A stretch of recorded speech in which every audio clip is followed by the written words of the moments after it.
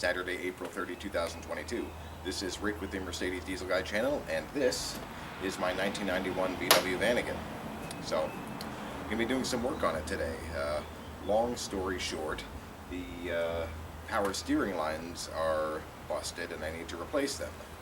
From the factory, these are steel lines which run from the engine here in the back all the way up to the power steering rack in the front. These are mild steel lines, and over time, over the years, they do rust out and spring leaks, and that's what happened to me. So thankfully it happened to me here in the driveway. Historically, I've been very lucky that every time I've had, or most times I've had a major failure, it's happened in the driveway. Now, I'm going to get into this in another few videos, but I recently had a major fluid leak in a different vehicle on the highway and had to get a very long tow back. So anyhow, today I'm going to be replacing these lines. Now, I don't even know if the factory steel lines are available. If they are, they would be expensive, and they would be also much more difficult to install because it's a long single-piece steel line which you have to snake all the way from the engine compartment under the van, over the gas tank, to the steering rack. So, give me a second, I'll show you what I have here. Okay, so there are several kits available aftermarket to replace the factory steel lines with industrial hydraulic lines. And some people have advised me just to take some measurements and go down to a hydraulic line shop and just have the lines made up. It would be cheaper that way. But that would be more work for me. I don't know where I would go here in the area, so, and a little more time. So I just ordered a pre-made kit. So there are two lines here. This is going to replace the high pressure line, and I actually got this kit from Vanagon, which is a VW Vanagon parts company based out of New Jersey. And this is the high pressure line, and it looks like it's a Gates line.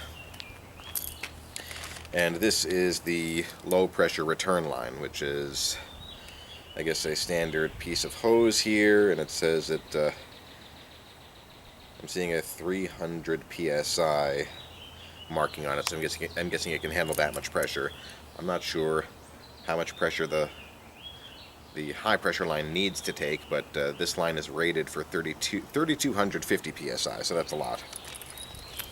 And I'm sure it's more than enough. And here I have a brand new power steering fluid filter, which I'm going to put in the reservoir when everything is all said and done. So I'm going to get started now. The first thing I need to do actually is dig out my jack stands. This is a new place for me. I'm not organized yet, so I'm going to find my jack stands, dig them out, and get the van lifted and supported. Okay, well that took longer than expected, and all I've done so far is raise the van up onto jack stands. Now, I'm using my big 6-ton jack stands just for added stability, and I don't really have it up that far, really just a few inches. The Vanagon naturally has a bunch of ground clearance, so I don't need too much more to get underneath there, and no sense in raising it up further than I need to. So I have the back open now, and give me a second, I'm going to show you how I'm going to start here. Okay, so here is the engine bay, and if you look down here below the airbox, you'll see the two power steering lines. I believe this one here with the not sure what to call that connector, the one you would loosen with a wrench. Pretty sure that is the high pressure line, and here where there's just a hose clamp going, that should be the low pressure line. So what I'm going to do actually is I'm going to get the air box out of here just for added clearance. Then we'll start back here, and I'm just going to loosely place the new lines where they're going to go, how they're going to run, and I'm going to go bit by bit from here to the front of the van, and I'm going to just loosely zip tie the new lines to the old ones just so I get them run the way I want to. At the end of the process, I may cut out the old metal lines, I may leave them in place. I haven't really decided yet. I'm kind of under a crunch to get this vehicle on the road again because we are down to one running vehicle from 3, and so I really, and this is going to be the simpler one of the two to fix. So I'm going to I'm going to get the airbox out now, and then I'm going to start zip tying the new lines in place and running them towards the front of the van to the steering rack. I'm done installing the new hydraulic lines, and although I didn't show a lot of video of the work in progress, that's probably better because I can just show you now what I did. All in all, it actually wasn't that difficult. Time-consuming, yes, but logistically difficult, no. You can see I have the new lines run here. The one with the blue stripe is the high-pressure line. The one with the fabric cover is the return line. You can see I have the return line routes all the way to the power steering fluid reservoir, which I have not filled up yet. And the high-pressure line connects to the fitting here where I disconnected the old line.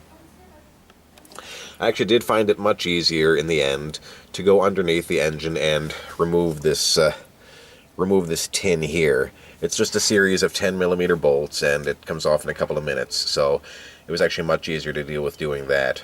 And now that I see this sharp looking edge here, I'm probably gonna see about maybe wedging a piece of rubber in there just as extra insurance so the lines don't get cut.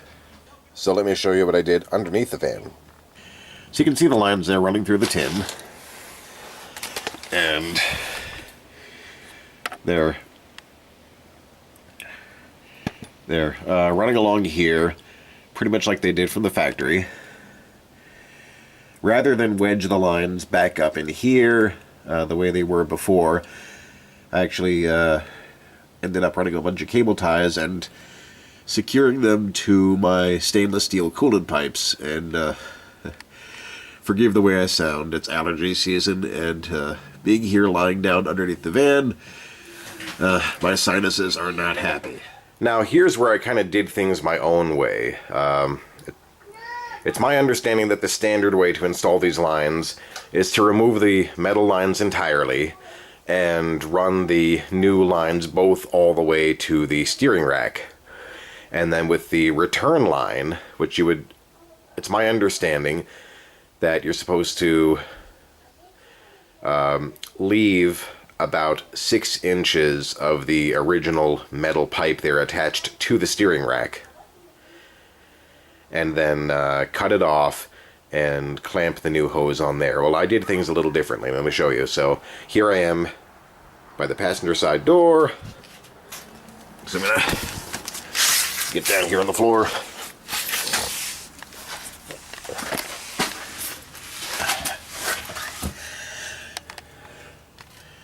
So when I was removing the metal lines, I noticed that they came here to a junction pretty much underneath the sliding door where it meets the gas tank.